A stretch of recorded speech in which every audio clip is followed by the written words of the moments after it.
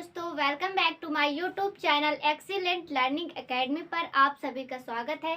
आज हम आपके लिए लेके आए हैं बायोलॉजी का फर्स्ट चैप्टर पार्ट 2 यानी पार्ट 1 जो था उसमें हमने आपको बहुत सारे टॉपिक बता दिए हैं और अब हम पढ़ने वाले हैं पार्ट 2। इसमें जो भी टॉपिक आपके रह गए थे, जो उसमें नहीं बता पाए थे, तो वो टॉपिक आज हम इसमें बताएंगे आपको और पार्ट 2 समाप्त करेंगे। ठीक है, मतलब कि आज आपका ये जैव प्रक्रम जो चैप्टर है वो आज समाप्त हो जाएगा। ठीक, तो चलिए हम अपने वीडियो को स्टार्ट करते हैं और देखते हैं हमने क्या टॉपिक आपके लिए बनाया है। तो देखिए, अगला हमारा टॉपिक क्या है, मानव में वहन। क्या होता है मानव में वहन। ठीक है, तो पहला हमारा क्या है, रुधिर यानी रुधिर। हम जानेंगे कि रुधिर क्या होता है। सभी को पता है रुधिर क्या होता है, ब्लड जो हमारे बॉडी में रुधिर पाया जाता है जिसकी वजह से हम जीवित रहते हैं, वो क्या होता है, रुधिर। अगर किसी के शरीर में रुधिर नहीं होगा तो वो इंसान जीवित नहीं रह सकता, यानी बिना रुधिर के कोई इंसान जीवित नहीं रहता। अक्सर आपने देखा होगा कि जब किसी का एक्सीडेंट हो जाता है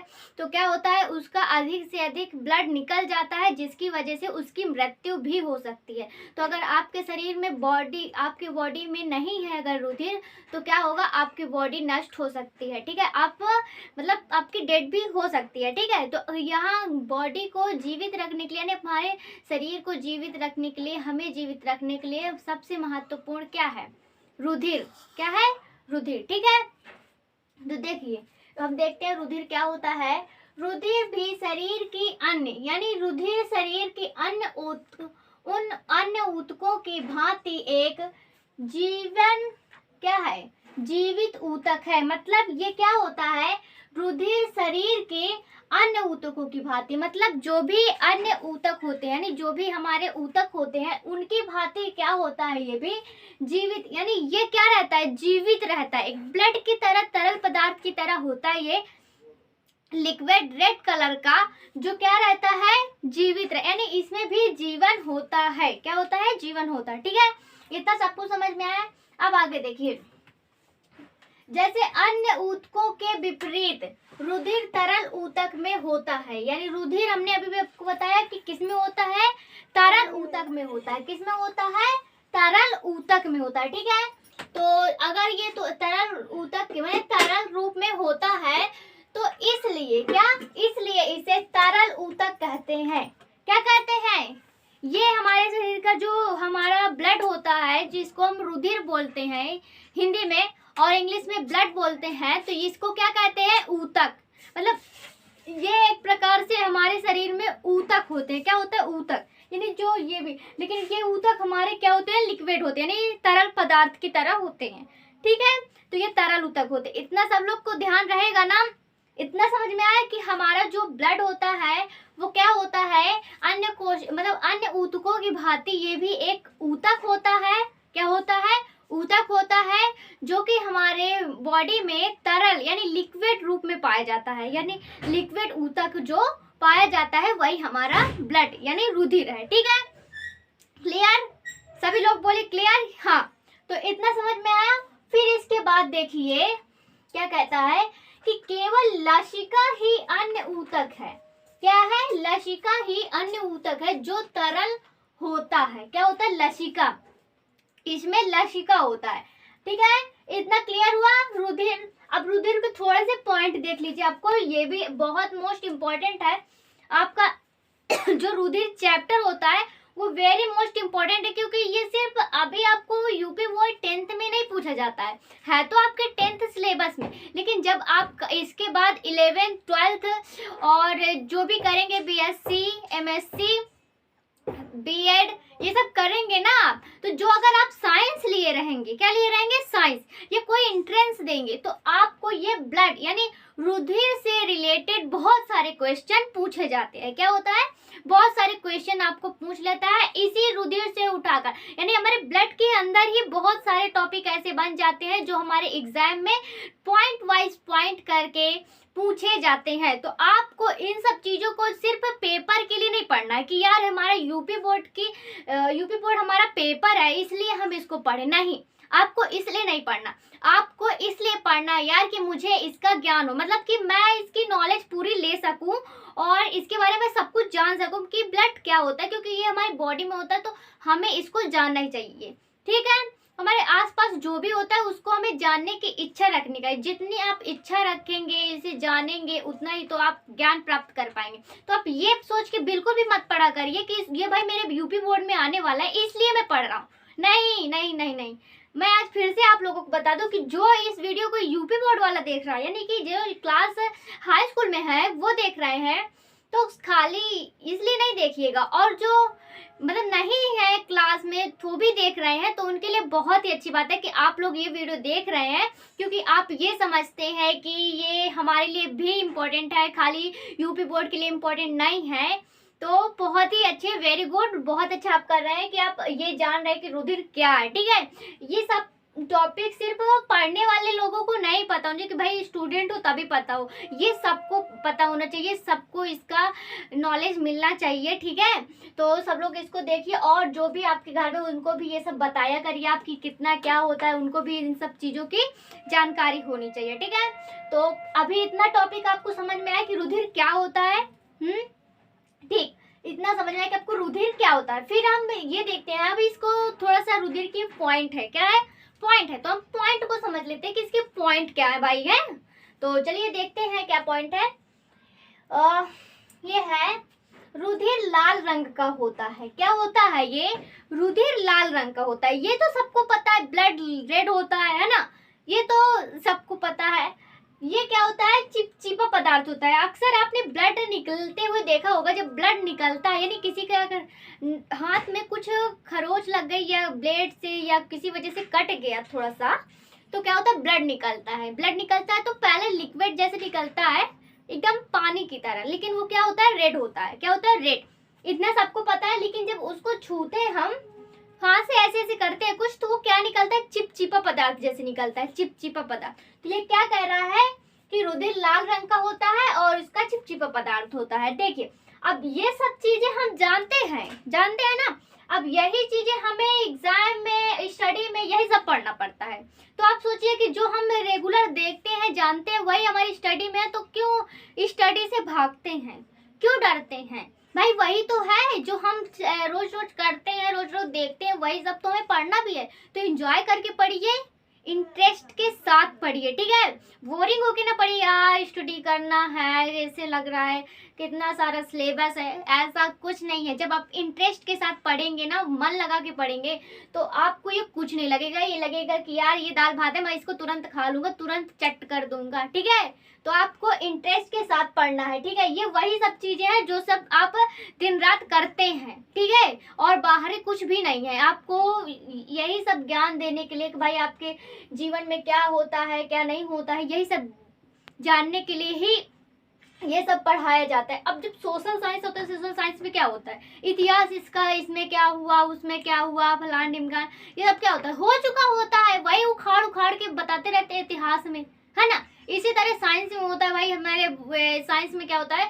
लेकिन एक बात और बता दूं, इतिहास होता है बहुत बोरिंग होता है, उसमें तो क्या होता है भाई, गड़े मुर्दे उखाड़ते रहते हैं, क्या हुआ क्या नहीं हुआ। लेकिन साइंस में कितना इंटरेस्ट होता है, मतलब साइंस पढ़ो तो एक अलग सा फील हुआ करता है ना, लगा करता है वाओ कितना अच्छा हम लोग अपने बारे में जान रहे हैं, नहीं अपने बॉडी के बारे में जान रहे हैं, हमारे जो भी हमारे शरीर के अंदर होता है, जो नहीं होता है, हम उनके बारे में जानते हैं। तो हमको कितनी खुशी मिलती है यार कि यार ये इतना होता है, यार ये ऐसे होता है ना। बहुत खुशी मिलती है कि नहीं मिलती, सही सही बताइएगा, झूठ मत बोलिएगा। अच्छा लगता है ना जब आप कुछ ऐसी चीजें जानते हैं जो आपके बॉडी से रिलेटेड होती है। जैसे नई न्यूज मिली तो क्या होता है, हमें खुशी मिलती है। जैसे किसी ने आपको कह दिया कि यार ये लगाने से आपका फेस गोरा हो जाता है, यानी स्किन में ये सब कोई भी पौष्टिक चीज लगाने, यानी एलोवेरा लगाने से, वो भी हमारे साइंस में ही आता है, तो उसको लगाने से हमारा चेहरे चमक जाता है। तो अब क्या करते हैं, बहुत खुश हो जाते हैं, यार मैं ऐसा करूंगा तो मुझे मेरा चेहरा अच्छा हो जाएगा ना।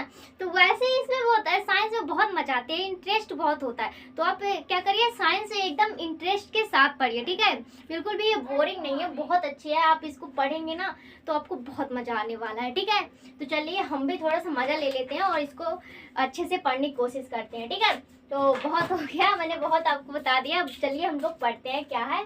तो इसमें क्या कह रहा है, ये रुधिर लाल रंग का होता है और ये क्या है, चिपचिपा पदार्थ है। क्या है, चिपचिपा पदार्थ है, ठीक है। तो एक स्वस्थ मनुष्य के शरीर में क्या, स्वस्थ मनुष्य के शरीर में क्या होता है, स्वस्थ मनुष्य के शरीर में लगभग 4.5 क्या 4.5 लीटर ब्लड होता है, यानी रुधिर होता है, ठीक है। ये मैंने आपको अलग से भी बताया हुआ है और ये आज मेन टॉपिक हमारा रुधिर पर है, तो इसलिए हम इसको रुधिर पर समझा रहे हैं, ठीक है। तो क्या कहता है ये कि स्वस्थ मनुष्य यानी जिस मनुष्य को कोई भी बीमारी नहीं है, एकदम वो स्वस्थ है, भला चंगा है, तो क्या होता है, एकदम मस्त है, अपने लाइफ में मस्त है, तो उसको क्या होता है, उसका 4.5 लीटर ब्लड होता है, ठीक है। इतना सबको पता है। हाँ, फिर देखिए जो शरीर के भार का लगभग 7 से 7% होता है, यानी 6 से 7% होता है, ठीक है।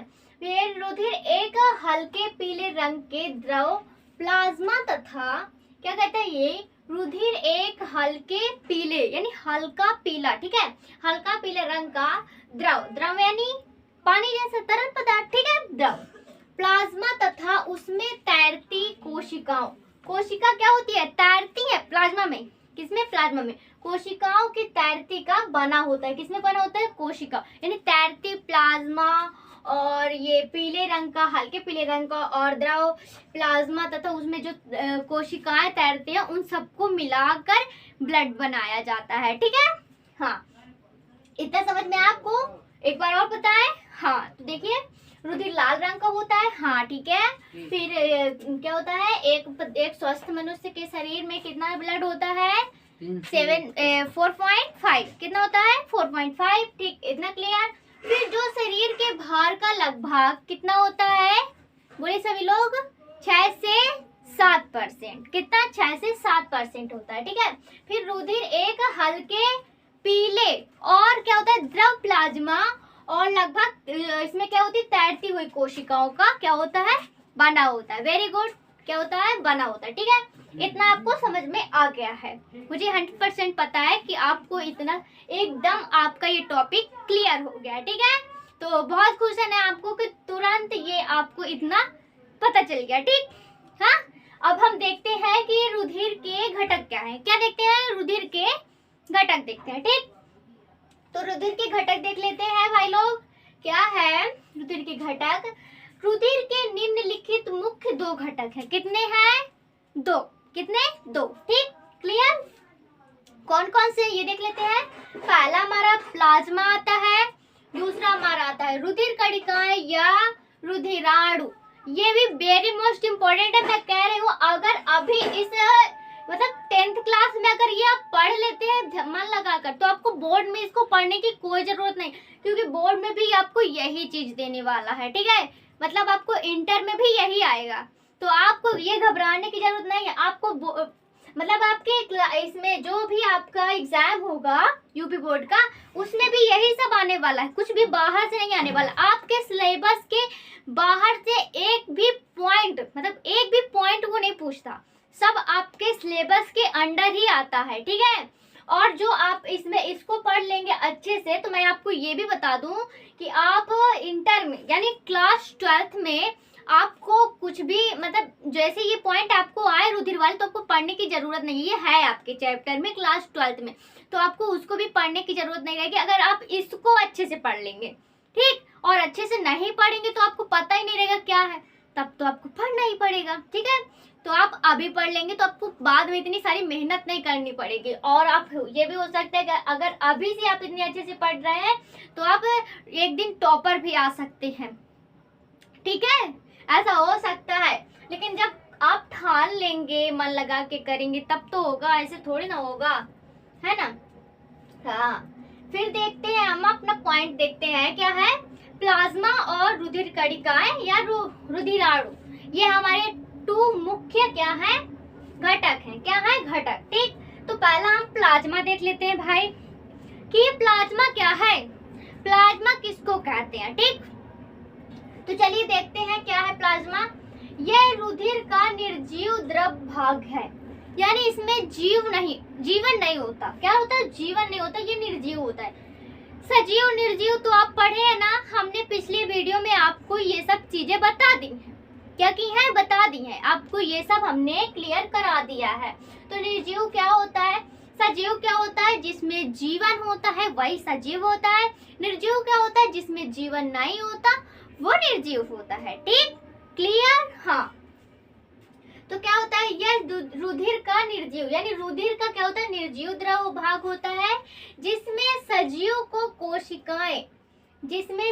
की कोशिकाएं तैरती रहती हैं। सजीव कोशिकाएं क्या होती हैं? तैरती रहती हैं। इनकी रचना में लगभग क्या होता है? इनकी रचना में लगभग 92% जल होता है। क्या होता है? यानी 92% क्या होता है? पानी होता है। क्या? इनकी रचना में लगभग 92% पानी होता है। किसमें? प्लाज्मा में, जो भी ये तैरती रहती है। ठीक है। अब जिनके अन्य वस्तुएं घुली रहती हैं,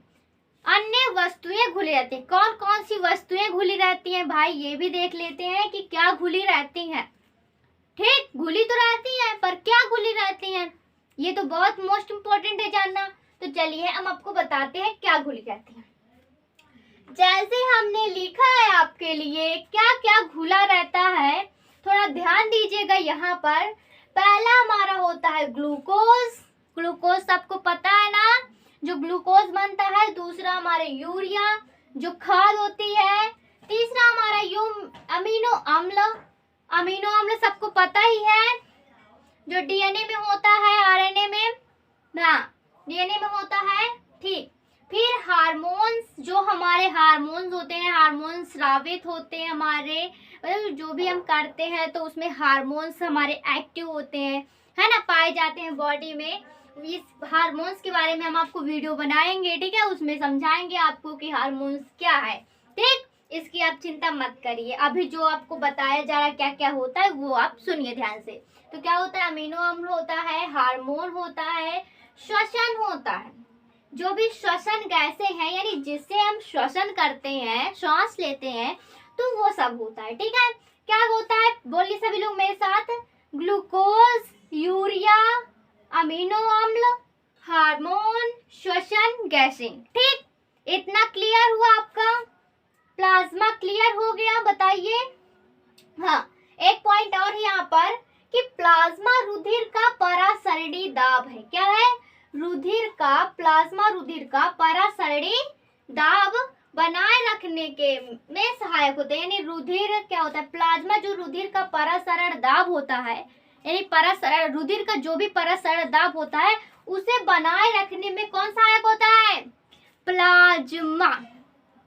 कौन सहायक होता है? प्लाज्मा। जी हाँ, प्लाज्मा इसमें सहायक होता है। ठीक, इतना क्लियर हुआ? ये टॉपिक आपको क्लियर हुए? अच्छे लगे? मजा आया? हाँ बोलिए। ठीक, अब देखिए रुधिर, ये 2 पॉइंट हमारा क्या है? 2 पॉइंट हमारा क्या है? जल्दी बोलिए, हमने ऊपर लिखा था। हाँ, क्या? रुधिर कणिकाएं या रुधिराणु? क्या? रुधिर कणिकाएं या रुधिराणु। ठीक, क्लियर? अब देखो, रुधिर कणिकाएं या रुधिराणु को देख लेते हैं। क्या है यह? देखिए इसको, यह रुधिर का 45% भाग बनाते हैं। क्या करते हैं?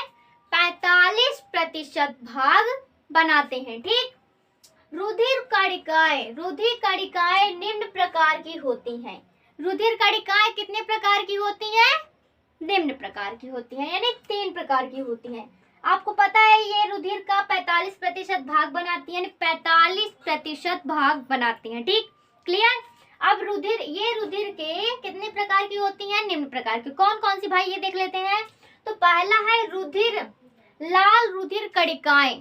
ठीक, लाल रुधिर कणिकाएं। दूसरा हमारा है श्वेत रुधिर कणिकाएं। तीसरा हमारा है रुधिर प्लेटलेट्स अथवा थ्रोम्बोसाइट्स। क्या होता है? थ्रोम्बोसाइट्स। एक बार और सुनिए। लाल रुधिर कणिकाएं, यस बोलिए सभी लोग। श्वेत रुधिर कणिकाएं, हाँ।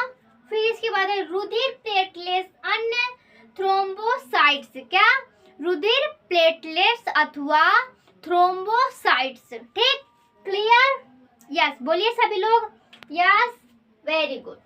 तो देखिए, हमने आपको ये सब टॉपिक एकदम क्लियर करा दिए हैं और आपको समझ में आ गए होंगे। ठीक है, तो आप एक काम करिए, इसको नोट करिए, फिर फटाफट हम इसके आगे के पॉइंट आपको क्लियर कराते हैं। ठीक है, हाँ।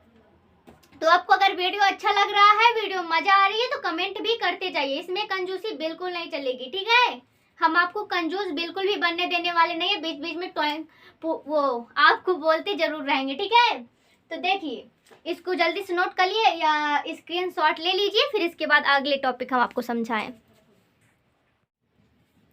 तो चलिए, इसके आगे के टॉपिक अब हम देख लेते हैं। ठीक है, पिछला आपको समझ में आ गया है। ठीक, अब हम देखते हैं रुधिर के कार्य क्या होता है। अभी तक हमने रुधिर को जाना। ठीक, अब हम क्या देखेंगे? रुधिर के कार्य देखेंगे। भाई, ब्लड जो होता है वो बहुत ही मोस्ट इम्पॉर्टेंट होता है हमारे बॉडी के लिए। ठीक है, तो अब इनके क्या काम आता है ये हमारे बॉडी में, ये हम देख लेते हैं ना। क्या काम करता है भाई? ये है तो इम्पोर्टेंट, लेकिन करता क्या है ये देख लेते हैं। ठीक है, तो चलिए, इच्छुक है ना सभी लोग देखने के लिए? हाँ, बोलिए, मजा आ रहा ना? ठीक है, तो चलिए देखते हैं क्या कहता है ये। रुधिर के निम्न कार्य है। ठीक है, पॉइंट हमने लिख दिया है, 5 पॉइंट हम आपको समझाने वाले हैं। ठीक, तो चलिए हम एक एक करके, एक एक पॉइंट करके समझते हैं कि भाई क्या है, इसमें क्या रोल निभाता है ये हमारे बॉडी के लिए। ठीक है, और ये क्या काम आता है हमारे बॉडी में। ठीक, तो चलिए देखते हैं। देखो, पहला पॉइंट हमारा क्या है? रुधिर के विभिन्न अंगों में ऊष्मा का क्या होता है? वितरण। क्या? वितरण करके उनमें समान तापक्रम, यानी जो तापक्रम होता है हमारे बॉडी का, उसको क्या करता है? बनाए रखने का कार्य करता है। कौन करता है? रुधिर करता है। जी हाँ, जो हमारे बॉडी का जो भी तापमान होता है और उसका क्या होता है? वितरण करके हमारे अंगों में, यानी बॉडी में जो अंग होते हैं, तो उसमें क्या होता है? ऊष्मा को, यानी हमारे जो अंदर का तापमान होता है, तो उसको क्या करता है?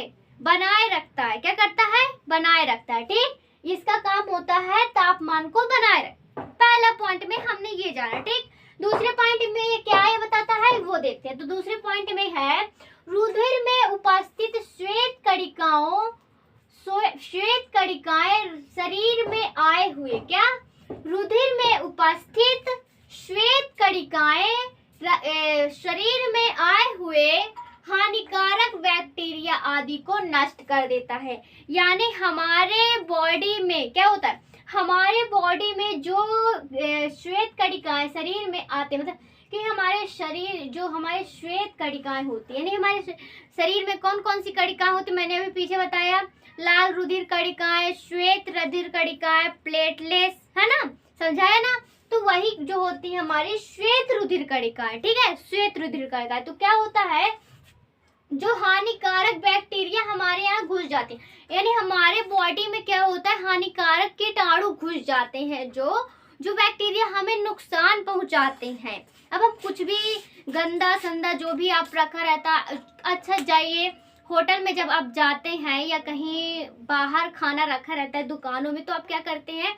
ना हाथ धुलते हैं, ना कुछ, वो खुला रहता है, तो आप वहां जाके खाते क्या करते हैं? भाई दे दीजिए, समोसा दे दीजिए, चाट दे दीजिए, फुल्की दे दीजिए, जो भी होता है आप खाते हैं। तो क्या होता है उसमें, जो भी अगर आप हाथ धुल के नहीं खाते हैं या फिर खुला रखा हुआ है, तो क्या होता है? उसके जो कीटाणु होते हैं उसमें, वो तो आपको दिखते नहीं है भाई, वो तो छोटे होते हैं, है ना, इतने छोटे होते हैं कीटाणु को, आपको खुली आंख से नहीं दिखती। जब आप माइक्रोस्कोप से देखते हैं, तो सूक्ष्मदर्शी से देखते हैं, तब आपको वो दिखते हैं। ठीक है, जब उसमें से देखते हैं हम, तब छोटे छोटे कीटाणु हमें नजर आते हैं, नहीं तो हमें नजर ही नहीं आते कि भाई इसमें कीटाणु हैं, लेकिन वो कीटाणु होते हैं। तो आपको क्या करना चाहिए? आपको ऐसे खुला हुआ खाना नहीं खाना चाहिए। जैसे आपको दुकान में खुला हुआ खाना रखा रहता है, जहाँ आप खाते हैं उसको, तो उसको आपको नहीं खाना। आपको अगर बंद होटल में बंद कांच के अंदर खाना रखा है या समोसा जो भी रखा है, उसको आप खा सकते हैं। ठीक है, हाँ, और जब भी आप खाया करिए तो हाथ धुल के खाया करिए। क्या करके? हाथ धुल के। हाँ, इतना सबको ही पता है। वैसे आप अगर खाते हैं तो आपके बॉडी में कीटाणु कीटाणु जाएंगे और आपको ही नुकसान पहुंचाएंगे, मेरा कुछ नहीं करने वाले हैं वो, मुझे कुछ नुकसान नहीं होगा। मैं खाऊंगी तो मुझे नुकसान होगा ना, आप खाएंगे तो आपका घाटा होगा। तो आप जाने, यानी आपको खुद को सुरक्षित रखना हो तो आप नहीं खाएंगे। अगर आप ये सोच रहे हो कि भाई मैं अपने सुरक्षित रहने के लिए आपको बोल रही हूँ कि भाई ना खाओ, आप ऐसे ही रहो, मैं खा लूँ आप ना खाओ, ऐसा नहीं है। मैं आपको ये नहीं कह रहा आप मुझे दे दो आप ना खाओ, ये नहीं कह रही हूँ। लेकिन जो भी आप खाते हो हाथ धुल के खाओ, अच्छे से खाओ, ठीक है। ये नहीं कह रही कि आप एकदम छोड़ दो, खाओ ना भाई, आपको पसंद है तो आप खाओगे ही, चाहे मैं जितना मना करूँ, है ना।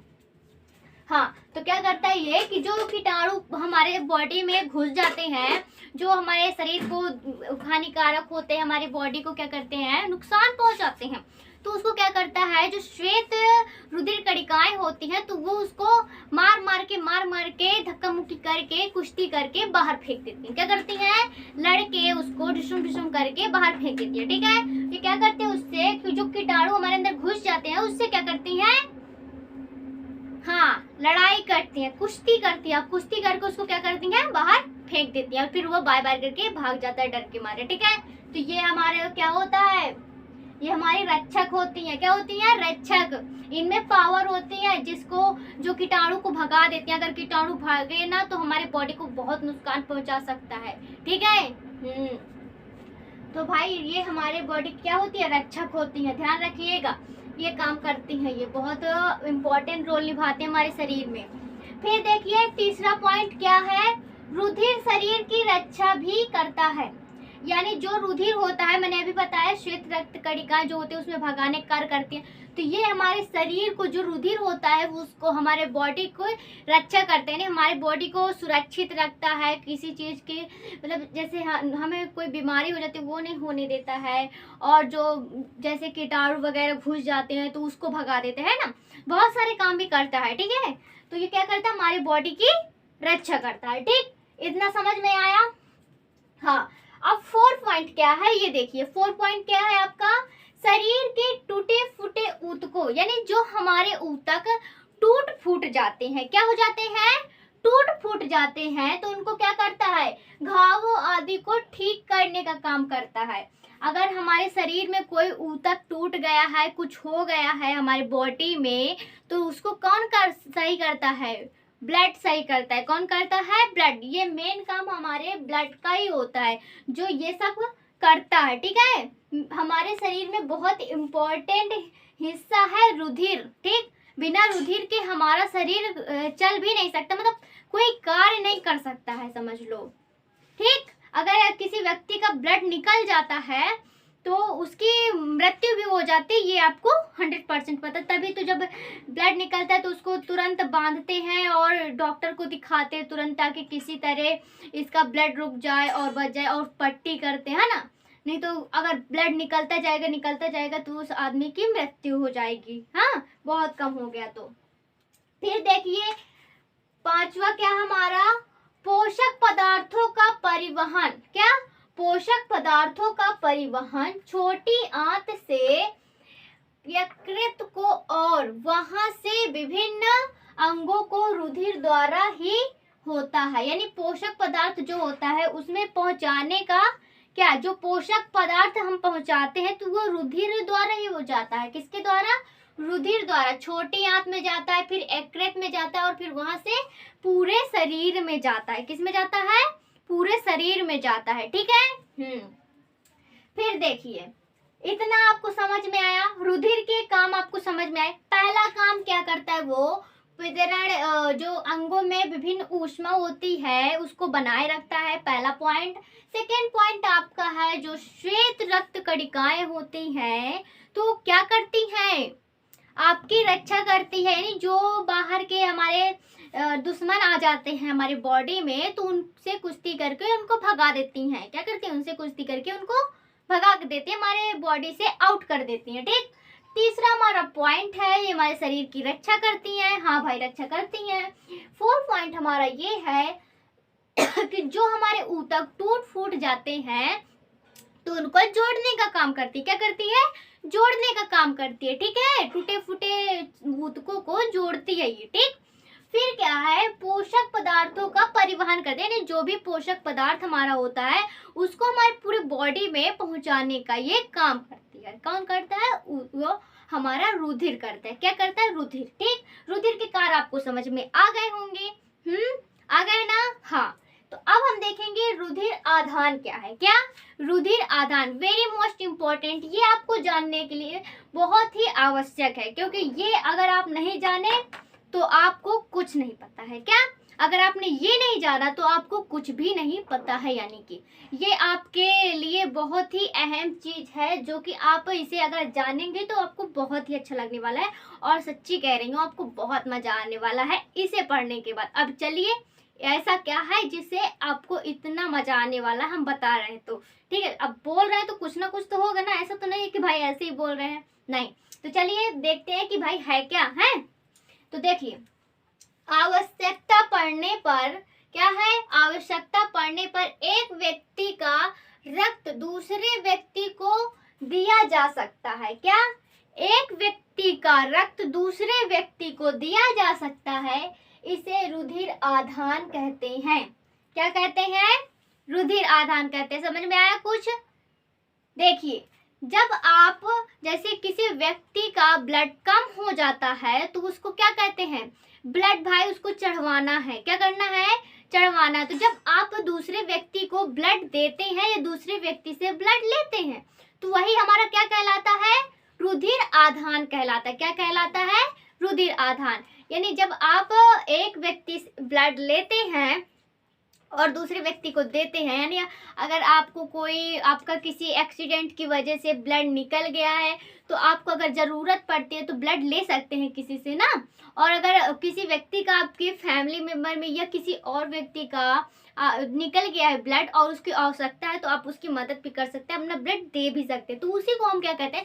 जो हम किसी के हेल्प करते हैं, देते हैं या फिर किसी से लेते हैं, हमें आवश्यकता पड़ने पर ले सकते हैं, तो वही हमारा रुधिर आधान कहलाता है। क्या कहलाता है?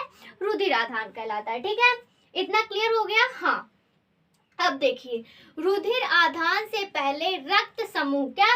रुधिर आधान से पहले रक्त समूह की जांच, क्या? जो भी हमारा रक्त समूह होता है, ठीक है, उसकी जांच करना आवश्यक होता है। बहुत मोस्ट इम्पोर्टेंट यहाँ पे ये रोल है। जब आप किसी को ब्लड देते हैं तो ऐसे मत दीजिए, न दीजिए न लीजिए, दोनों ही बात है। आप अगर किसी से ब्लड लेते हैं या किसी को ब्लड देते हैं तो पहले ये ध्यान रखिए कि आपका जो रक्त समूह है वो मैच कर रहा है कि नहीं कर रहा। अगर आप बिना मैच किए कर देते हैं तो इससे उस व्यक्ति की मृत्यु भी हो सकती है जिसे आप ब्लड दे रहे हैं। क्या? जिस पर आप ब्लड चढ़वा रहे हैं जिस व्यक्ति को, तो उसकी मृत्यु भी हो। तो सबसे पहले अपना रक्त समूह जांच करवाना आपको चाहिए कि आपका रक्त समूह क्या है, यानी ब्लड ग्रुप आपका क्या है। ठीक है, तो चलिए इसके आगे हम देखते हैं। जांच करना आवश्यक होता है क्योंकि एक व्यक्ति को एक निर्धारित रक्त समूह का रक्त ही दिया जाता है। मतलब जो उसका रक्त समूह जो निर्धारित इसमें किया गया है, यानी ये दिया जा सकता है, वही आप दे सकते हैं, अन्यथा आप और कोई रक्त समूह यानी ब्लड ग्रुप नहीं दे सकते हैं। ठीक है, ये आपको याद रखना है। ठीक, और आप और लोगों को भी बताना है, ये नहीं कि आपको पता है पर किसी को बताना नहीं। आपके फैमिली मेंबर यानी आप हो, कोई और है, आवश्यकता पड़ने पर काम आता तो वो आपको ध्यान रखना चाहिए। वैसे भी आप डॉक्टर के पास जाते हैं, ब्लड चढ़वाते हैं, तो ब्लड डॉक्टर लोग सब पढ़े लिखे रहते हैं तो उनको सब कुछ पता रहता है, क्योंकि वो यही सब पढ़कर ही डॉक्टर बनते हैं और यही सब पढ़कर आप भी एक डॉक्टर बन सकते हैं। मतलब अगर आपने ये सब पढ़ लिया तो मान लो अपने आप में एक आप डॉक्टर ही हो। ठीक है, अगर आप ये सब पढ़ रहे हो तो मान लो आप डॉक्टर ही हो, तो अपने आप को डॉक्टर मान के चलो और ये सब अच्छे से पढ़ते जाओ। ठीक है, देखो फिर क्या है, भिन्न रक्त वर्ग का रक्त देने से आरबीसी का अभिलेषण होता है। क्या होता है? आरबीसी का अभिलेषण होता है और रोगी की मृत्यु हो जाती है, यानी हमारी जो लाल रक्त कणिकाएं होती हैं उसका अभिलेषण हो जाता है और जो हमारा रोगी होता है यानी जिस व्यक्ति को हम ब्लड दे रहे हैं उसकी मृत्यु हो जाती है। ठीक है, तो आपको बहुत ध्यान रख के ऐसा कदम उठाना है, जल्दबाजी में नहीं कि भाई आपने बिना चेक कराए अपने आप से ब्लड देना शुरू कर दिया या किसी की मदद करना चाहते हैं आप, लेकिन आपको ब्लड नहीं पता आप दे रहे हैं। ऐसा नहीं करना, पहले आपको ब्लड ग्रुप चेक कराना कि आपका ब्लड ग्रुप क्या है, और सबको अपना ब्लड ग्रुप पहले से ही पता होना, क्योंकि जब आवश्यकता पड़ती है तो इतना इमरजेंसी में इतना टाइम नहीं रहता कि भाई सबका ब्लड ग्रुप इतना जल्दी चेक करवा सके। तो इसीलिए सबको अपनी फैमिली में ब्लड ग्रुप पता होना चाहिए। तो अगर आपका भी ब्लड ग्रुप नहीं पता है तो जल्द से जल्द चेक करा लीजिए। ठीक है, हाँ। अब इसके बाद देखिए, मनुष्य के निम्न 4 प्रकार के रक्त समूह होते हैं। क्या ब्लड ग्रुप आपके कितने होते हैं? 4 प्रकार के होते हैं। कौन कौन से होते हैं जल्दी बताइए? A B, A B O. कौन से? ए बी और ए बी और ओ। ठीक, ये हमारे 4 रक्त समूह होते हैं। कितने? 4। ठीक, फिर ये पॉइंट है हमारा कि कणिकाओं में एंटीजन, यानी कणिकाओं में क्या होता है? एंटीजन होता है, और एंटीजन प्लाज्मा में एंटीबॉडी पाई जाती है। क्या कणिकाओं में क्या पाया जाता है? एंटीजन पाया जाता है, और प्लाज्मा में एंटीबॉडी पाई जाती है। ठीक है, क्लियर? हाँ, तो इतना आपको समझ में आया? बताइए सभी लोग। यस, तो इसको जल्दी से नोट करिए फिर फटाफट, फिर इसके आगे के टॉपिक हम आपको समझाएंगे। ठीक है, जल्दी से नोट कर लीजिए। तो चलिए हम देख लेते हैं कि इसमें कौन कौन से रक्त समूह हैं। ठीक है, कौन कौन से हमारे रक्त समूह हैं देख लेते हैं हम। तो ये पहला हमारा क्या होता है? 4 प्रकार के हम होते हैं, ये हमने अभी अभी पढ़ा। क्या अभी अभी पढ़ा? कि ए होता है blood group A, blood group B, blood group A B और ब्लड ग्रुप ओ। ठीक, ये हमारा होता है, ये सबको हमने बताया। ठीक, इतना कंफर्म हुआ कि हमारे जो रक्त समूह यानी ब्लड ग्रुप होता है वो हमारे 4 होते हैं। क्या होते हैं? 4 होते हैं। ठीक, 1 2 3 4, यानी 1 ए बी, 2 हमारा बी और 3 हमारा ए बी और 4 हमारा ओ हो गया। ठीक है, ये हमारे ब्लड ग्रुप हो गए। ठीक, अब कणिका में एंटीजन, हमने बताया आपको कणिका में एंटीजन होता है और प्लाज्मा में एंटीबॉडीज होती है। ठीक, ये हमने आपको क्लियर किया अभी तुरंत इसके पहले। ठीक, तो अब क्या है कि कणिका में एंटीजन कौन सा है? तो क्या ए का क्या है? ए, और बी का बी, और ए बी यानी इसका कहने का मतलब ये है कि इसको ए व्यक्ति भी दे सकता है और बी व्यक्ति भी।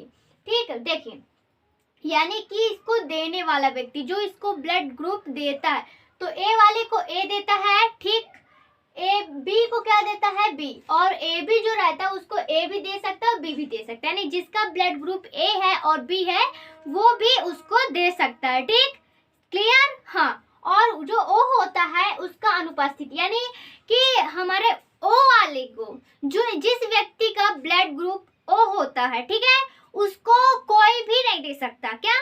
सिर्फ ओ को ओ ही दे सकता है और कोई नहीं दे, यानी इसका क्या कणिका में एंटीजन क्या रहता है?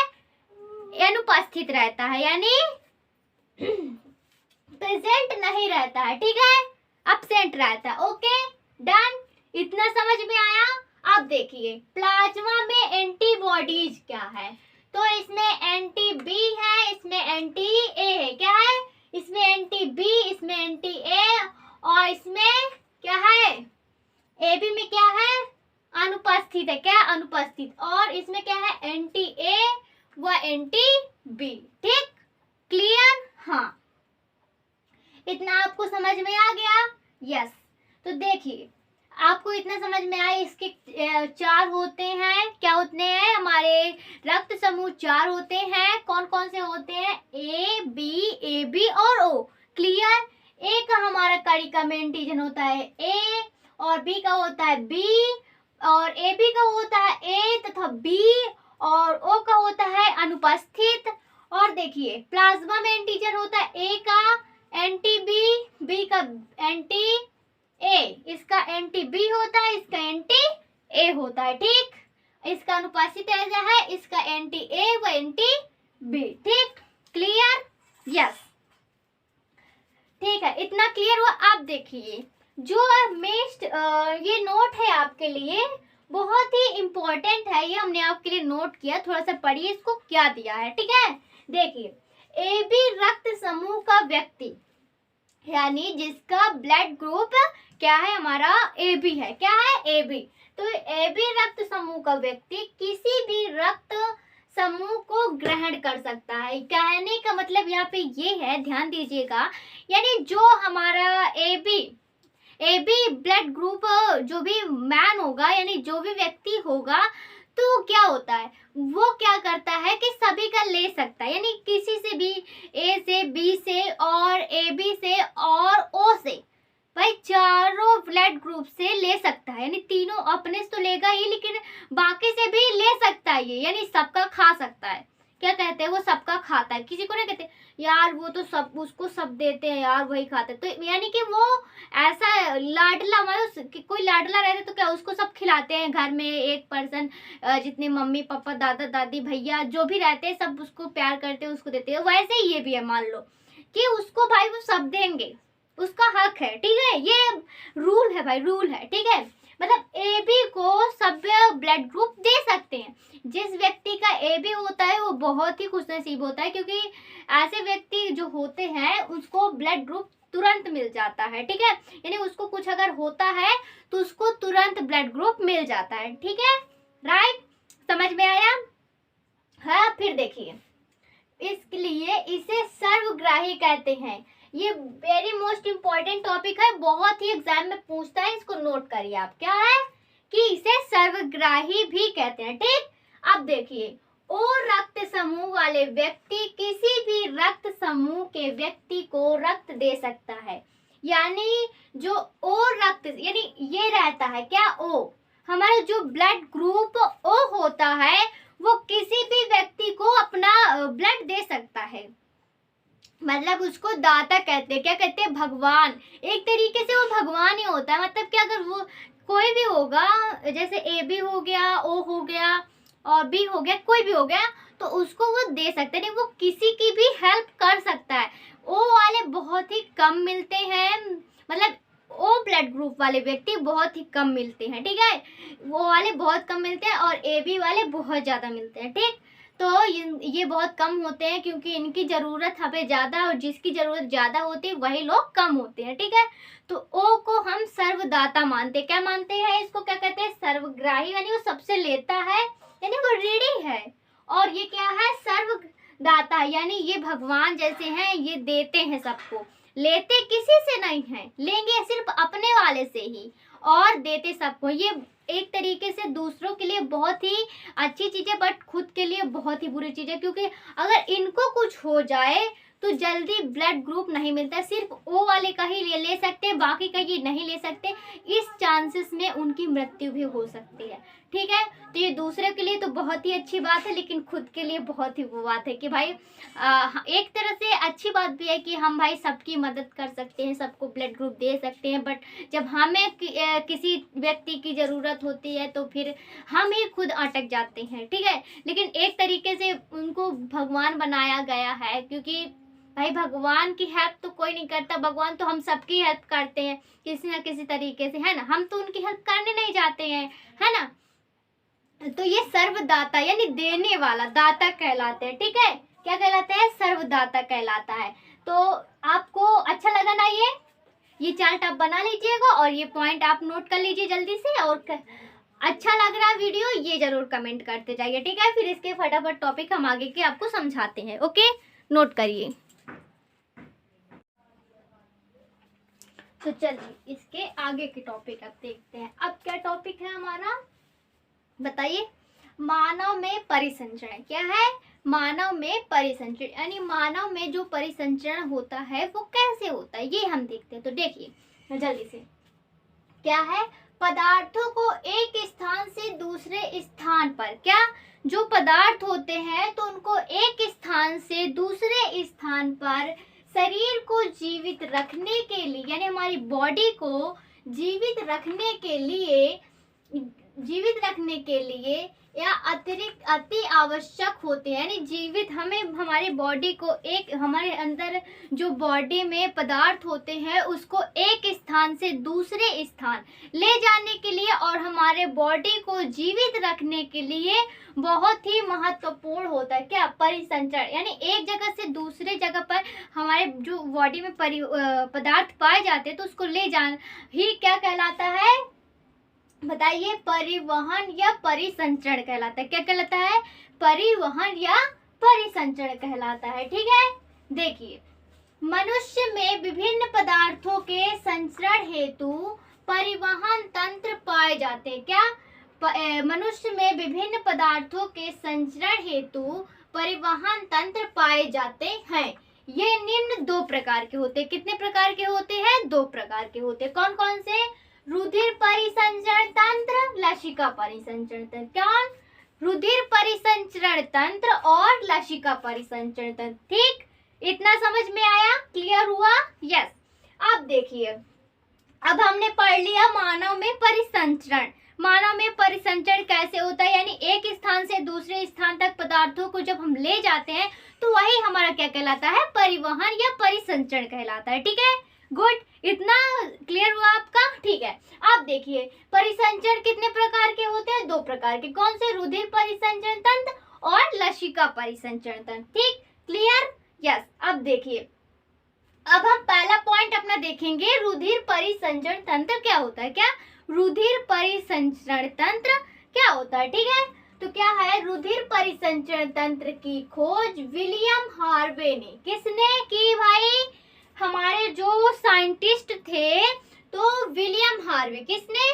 विलियम हार्वे द्वारा की गई थी। यानी इसकी रुधिर परिसंचरण की खोज हमारे विलियम हार्वे ने की। किसने? विलियम हार्वे हमारे साइंटिस्ट थे जो ये सब खोज करते थे, तो उन्होंने ही हमारे ये भाई पता लगाया कि रुधिर में परिसंचरण तंत्र कैसे होता है। ठीक है, हाँ। फिर देखिए, मनुष्य के रुधिर परिवहन तंत्र का अध्ययन निम्न 2 भागों में किया जाता है। यानी मनुष्य के रुधिर परिवहन यानी आदान प्रदान देने की क्रिया को किसमें किया जाता है ये देख लेते हैं। तो ये 2 भागों में किया जाता है। कौन कौन से? हृदय में और रुधिर वाहिनियों में। किसमें? हृदय में और रुधिर वाहिनियों में। ठीक, इतना क्लियर हुआ आपको? बताइए। एक बात और, आप ये बताइए कि आपको इसमें अच्छा लग रहा कि नहीं? मतलब आपको मजा आ रहा है ना कि आप पढ़ रहे हैं? क्या? बायोलॉजी पढ़ रहे हैं। बायोलॉजी वैसे बहुत ही इजी है और बहुत ही मजेदार भी।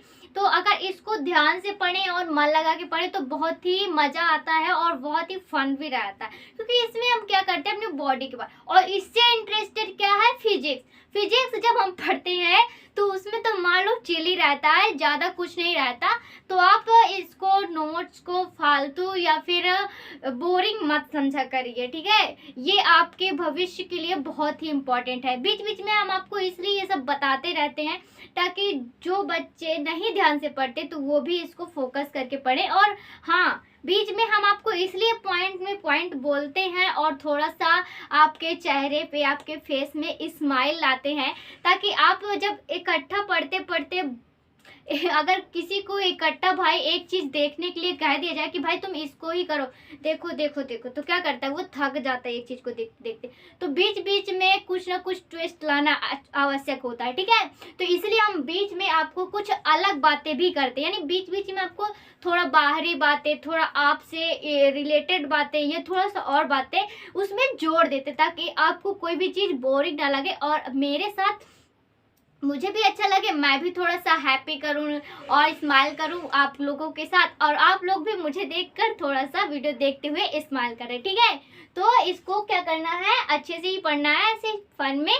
आपको ज़्यादा टेंशन नहीं लेने, बिल्कुल तैयार हो जाएगा आपकी यूपी बोर्ड के लिए। ठीक है, और हाँ, इसको आपको खाली यूपी बोर्ड के लिए नहीं पढ़ना है, आपको इसको ज्ञान, भाई यूपी बोर्ड के लिए बस पढ़ते हो तो मत देखा करिए। अगर आपको ज्ञान लेना है हमसे थोड़ा सा और अपने भविष्य के लिए इसको पढ़ना है, बहुत सारे एंट्रेंस आपको निकालने हैं, आपको बहुत बड़ा करना है, तब आपको इसको पढ़ा करिए। ठीक है, हमारे वीडियो को तब आप देखा करिए।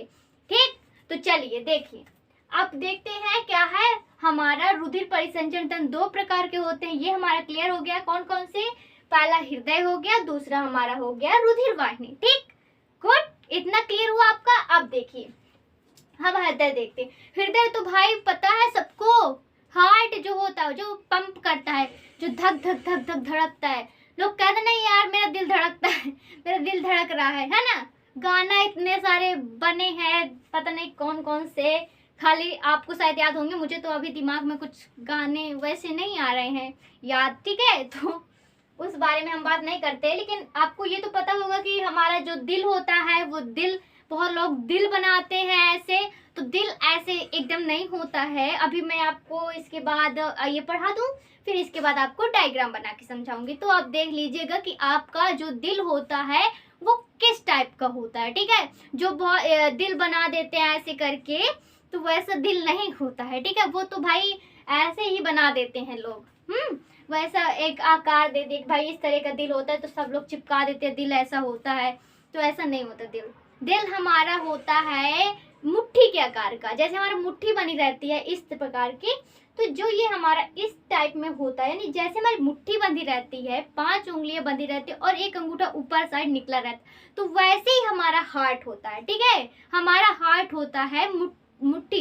जैसे हम मुट्ठी को बांधते हैं, तो जिस प्रकार के मतलब जो आकार हमारे मुट्ठी का बनता है, सेम वही आकार हमारे हार्ट का बनता है। अब देखिए इसमें कोई दिल बन रहा है, दिल मतलब कि दिल नहीं बन रहा ना, ऐसा कुछ आपको दिख रहा है? नहीं, ऐसा नहीं होता। ये सब लोगों का है, सब नए नए आविष्कार कर रहे हैं भाई साइंटिस्ट, तो इन सब का भी खोज के क्या क्या होता है, तो उन्होंने दिल बना के आविष्कार कर दिए। ठीक है, तो आपको ज़्यादा उन पर ध्यान नहीं देना है।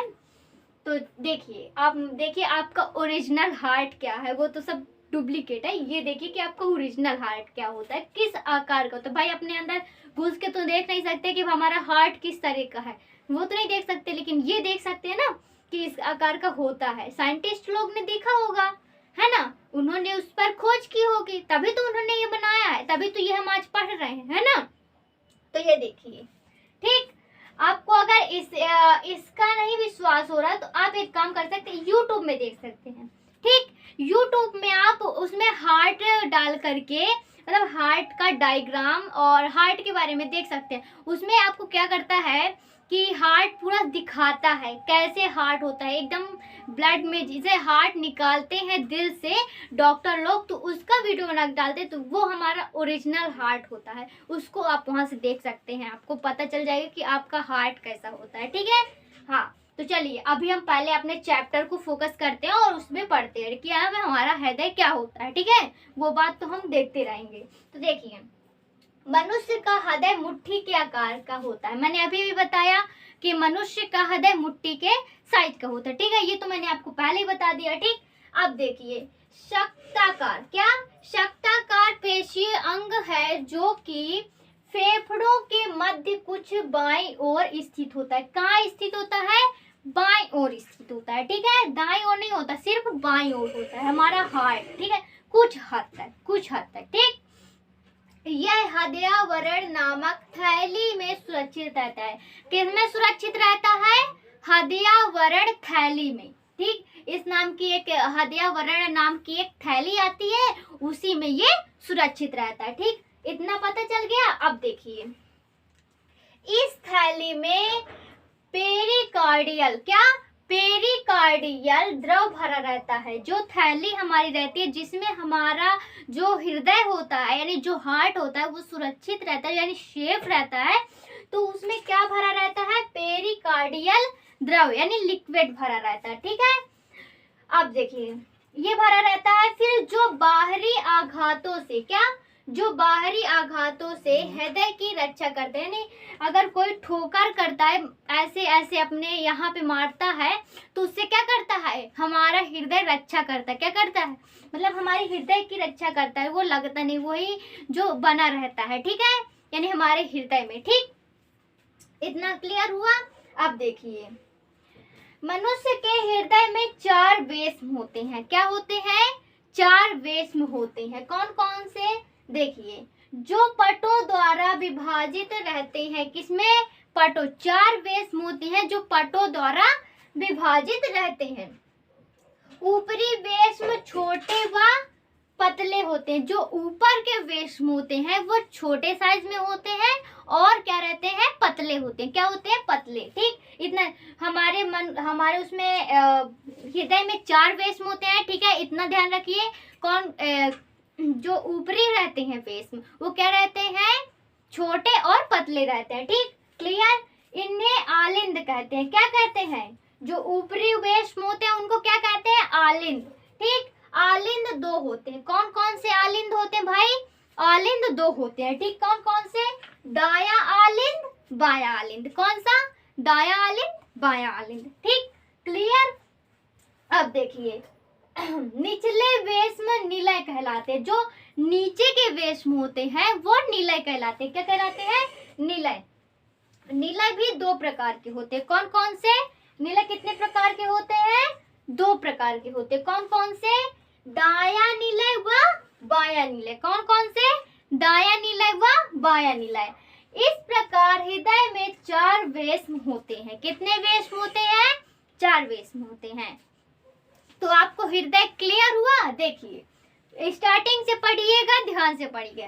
पहला पॉइंट हमारा हृदय मुट्ठी के आकार का होता है। ठीक है, मुट्ठी के आकार का होता है, पहला पॉइंट।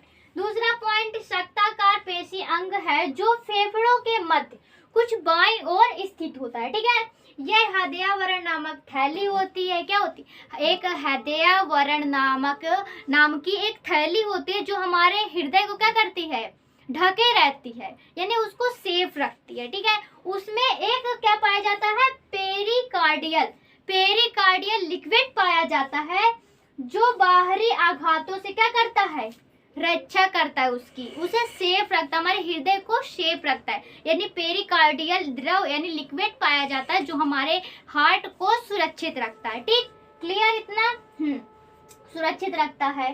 फिर इसमें 4 वेश्म, हमारे मनुष्य के हृदय में 4 वेश्म होते हैं। क्या होते हैं, 4 वेश्म होते हैं। इस जो 4 भागों में विभाजित होते हैं, यानी 4 पटों में विभाजित होते हैं। ठीक, ऊपरी वेश्म छोटे होते हैं और पतले होते हैं। क्या होते हैं, ऊपरी वेश्म छोटे और पतले होते हैं। ठीक, इन्हें आलिंद कहते हैं। जो ऊपरी वेश्म रहते हैं उन्हें आलिंद कहते हैं। आलिंद कितने प्रकार के होते हैं, 2 प्रकार के होते हैं। कौन कौन से, बताइए सभी लोग, दाया आलिंद, बाया आलिंद। कौन से, दाया आलिंद और बाया आलिंद। फिर निचले भाग में, किसमें, निचले वेश्म निलय कहलाते हैं। जो नीचे के वेश्म होते हैं या भाग होते हैं वो क्या कहलाते हैं, निलय कहलाते हैं। और निलय कितने प्रकार के होते हैं, ये भी 2 प्रकार के होते हैं। ये कौन से, ये भी दाया निलय और बाया निलय। ठीक है, यानी इसमें कुल 4 वेश्म होते हैं। ठीक है, हार्ट आपको क्लियर। अब हम आपको डायग्राम बना के समझाते हैं, तो इसको आप नोट करिए फिर हम डायग्राम बनाए। ठीक है, चलिए, तो ये हमने हार्ट बनाया। क्या बनाया है, हार्ट। तो देख लीजिए आपका हार्ट ऐसा होता है। कैसा होता है, ऐसा। ये हमने आपके लिए डायग्राम बनाया समझाने के लिए। तो देखिए हम आपको समझाते हैं। ये जो ऊपरी होती है ये, इसको हम क्या कहते हैं, ग्रीवा धमनी। क्या कहते हैं इसको हम, ग्रीवा धमनी कहते हैं। क्या, ग्रीवा धमनी। ठीक, ये हमारी महाधमनी होती है। क्या, ये जो हमारा पार्ट होता है ये। ठीक, इतना। तो ये हमारा क्या कहलाता है, बताइए, ये हमारा कहलाता है महाधमनी कहलाता है। क्या कहलाता है, महाधमनी। ठीक, ये हमारी फुफ्फुस धमनी होती है। क्या होती है, ये हमारी फुफ्फुस धमनी। क्या होती है, फुफ्फुस धमनी। Okay, clear. आप देखिए ये हमारा अग्र शिरा होता है। क्या होता है, अग्र महाशिरा। क्या होता है, अग्र महाशिरा। यहाँ अब हमने आपको आलिंद और निलय बताया था ना अभी, आलिंद निलय यानी ऊपरी भाग क्या होता है, जो ऊपरी भाग यानी 4 खंड होते हैं। ये देखिए 2 खंड आपको इधर दिख रहे हैं, ऊपर के 2 खंड और नीचे के 2 खंड। ठीक, तो जो 4 खंड होते हैं इनके, तो वही क्या कहलाते हैं, वेश्म कहलाते हैं। तो जो ऊपरी होते हैं, ऊपरी के खंड होते हैं उसको क्या कहते हैं, क्या कहते हैं, आलिंद कहते हैं। और नीचे के जो हमारे नीचे के वेश्म होते हैं उसको हम क्या कहते हैं, बताइए। हाँ, उसको हम क्या कहते हैं, उसको हम कहते हैं निलय। क्या कहते हैं? निलय। अब हमारे 2 आलिंद और 2 निलय होते हैं। कितने? 2 आलिंद 2 निलय। कौन कौन से? देखिए, दाया आलिंद जो ये हमारा होता है, ये दाएं साइड है ना, तो ये देखिए दाया आलिंद, बाएं साइड होता है तो बाया आलिंद। ठीक, ऊपर के 2 आलिंद हो गए। ठीक, क्लियर आपका? दाया आलिंद बाया आलिंद, डन।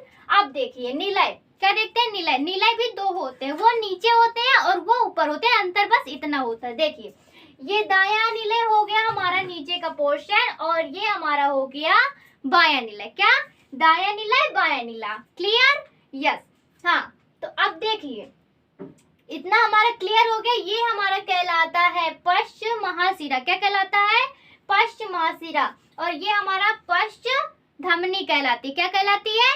पश्च धमनी। ठीक, तो ऐसा आपका हार्ट होता है और इन्हीं में आपका जो ये आलिंद और निलय होते हैं, इसी में आपका जो ब्लड होता है वो शुद्ध होता है। क्या होता है? शुद्ध होता है। इसके जो हमारा पंपिंग करता है, इसी के माध्यम से ही हमारा ब्लड क्या होता है? शुद्ध होता है और फिर इसके द्वारा हमारे पूरे बॉडी में पहुंचता है। ठीक है, तो आपको हार्ट समझ में आया? बोलिए। और जो बच्चे ऐसे ऐसे हार्ट बनाते हैं ना, तो वैसा हार्ट नहीं होता है। हार्ट देख लीजिए, ऐसा हार्ट होता है। कायदे का हार्ट बनाया करिए, सब ऐसे फेक मत बनाया करिए, क्योंकि आजकल फेक का तो जमाना भाई। कुछ अपने मन से आप खुद ही साइंटिस्ट बन जाते हैं, खुद ही खोज करते हैं, तो आप भी साइंटिस्ट बन सकते हैं, ऐसी बात नहीं है। साइंटिस्ट बनना बहुत अच्छी बात है, वेरी गुड। लेकिन जो क्लियर मतलब जो चीज है उसे भाई वो करो ना। जो नहीं है उसको क्या कर रहे हो? मतलब जो नहीं होता, अब जो हार्ट बनाते हैं उसको मत बनाइए, दिल मत बनाइए, और इसको समझिए ऐसे आपका हार्ट होता है। यानी मुट्ठी क्या करते हैं कि मुट्ठी ऐसे बांधिए, ये उंगली आपकी निकल रही वैसे ही बना है। ठीक है, तो आपका ऐसे हार्ट होता है। ऐसा डायग्राम बनाइए, ये बोर्ड में बहुत पूछ जाता है, डायग्राम जरूर सीखिएगा। ठीक है, तो जल्दी से इसको नोट कर लीजिए, इसके आगे हम आपको बताएं। तो देखिए क्या है, धमनी और सिरा में अंतर। क्या? ये बहुत ही मोस्ट इम्पोर्टेंट है, इसको नोट कर लीजिए आप। ये एग्जाम में पूछ लेता है, कभी कभी आपको अंतर पूछता है, तो आपको ये अंतर भी पूछ लेता है कि धमनी किसमें, हाँ, धमनी और सिरा में अंतर बताइए। क्या बताइए? अंतर, मतलब कि इसमें आपको अंतर यानी विभाजन करना है। क्या करना है? डिफरेंट लिखना है। ठीक है, तो देखिए हम इसमें अंतर करते हैं। ठीक, तो क्या है, इनकी दीवारों में पहला इसका पॉइंट है। क्या पॉइंट है? इनकी दीवारों में मोटी पेशियां व लचीली होती हैं। क्या होती हैं? जो इनकी दीवारें होती हैं वो मोटी होती हैं, पेशी होती हैं, वह लचीली होती हैं। ठीक, इतना क्लियर? किसमें? धमनी में। किसमें? धमनी में। ठीक है, फिर ये है सिरा में। क्या कहता है? सिरा में देखिए, इनकी दीवारें अपेक्षाकृत पतली व लचीली होती हैं। क्या होती है?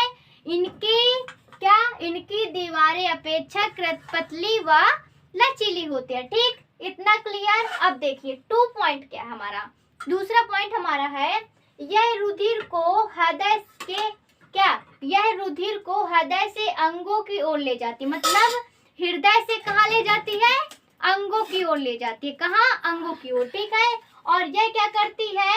यह रुधिर को शरीर के अंगों से हृदय की ओर ले जाती है, यानी जस्ट अपोजिट होता है। भाई अंतर निकालते तो क्या करते हैं? अपोजिट वर्ड ढूंढते हैं, है ना। अगर इसमें ये होगा तो उसमें उसका उल्टा होगा। ठीक है, तो ये क्या करती है? हृदय से अंगों की ओर ले जाती है, वो अंगों से किसमें? शरीर के अंगों से हृदय में ले जाता है, यानी। ठीक, क्लियर? अब देखिए तीसरा पॉइंट हमारा क्या है, इनकी गुहा सक्रिय होती है। क्या होती है? इनकी गुहा सक्रिय होती है और इनकी गुहा क्या होती है? चौड़ी होती है। ठीक, 4 नंबर हमारा क्या है? 4 नंबर अंतर देख लीजिए। 4 नंबर है, इनमें रुधिर अत्यधिक दबाव में बहता है। क्या बहता है? रुधिर दबाव में बहता है। ठीक है, आसानी से नहीं बढ़ता, ज्यादा दबाव होता है तब इसमें रुधिर बहता है। किसमें? धमनी में। सीना में क्या होता है? इसमें रुधिर बहुत कम दबाव में बहता है, इसमें ज्यादा दबाव में बहता है, इसमें बहुत कम दबाव होता है सिराओं में। ठीक है, क्लियर? 5 पॉइंट हमारा है, यह शरीर की गहराई में स्थित होता है। क्या?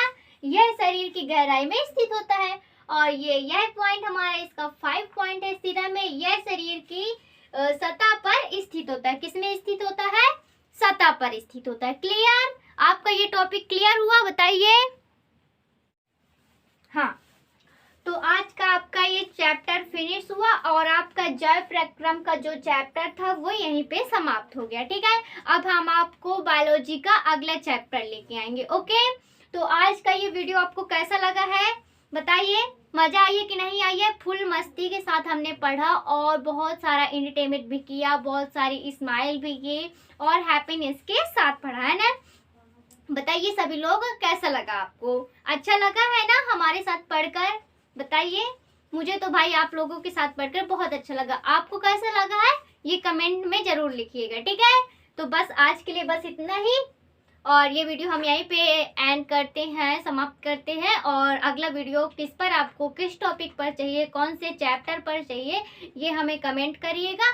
अगला टॉपिक हम उसी पर लाएंगे। ठीक है, तो जल्द से जल्द आप कमेंट करिए और ये वीडियो को देखिए और अपने जो भी आपके सिलेबस हैं उनको जल्दी से जल्दी फिनिश करिए, क्योंकि यूपी बोर्ड जिन बच्चों के होने वाले हैं तो बहुत ही कम समय बचा है, इसीलिए जल्द से जल्द अच्छे से पढ़ाई करिए और स्टडी में फोकस करिए। ठीक है, अब खेलना कूदना बंद कर दीजिए, फालतू काम व्हाट्सएप, इंस्टा, फेसबुक ये सब चलाना बंद कर दीजिए और अपने स्टडी में फोकस कीजिए। ठीक है, तो मेरा समझाना काम है, मैं आपको बताती हूँ जो मुझे सही लगता है, बाकी जैसा आपकी इच्छा हो वैसे आप करिए। ठीक है, तो आज के लिए बस इतना ही। वीडियो कैसा लगा है लाइक करिएगा और हमारे वीडियो में कमेंट करिएगा कि आपको अच्छा लगा कि नहीं अच्छा लगा। ठीक है, और अगर आप नए हैं तो सब्सक्राइब कर लीजिए हमारे चैनल को और अगर अपने दोस्तों को भी शेयर करेंगे तो ये बहुत अच्छी बात होगी। ठीक है, ओके, बस आज के लिए इतना ही।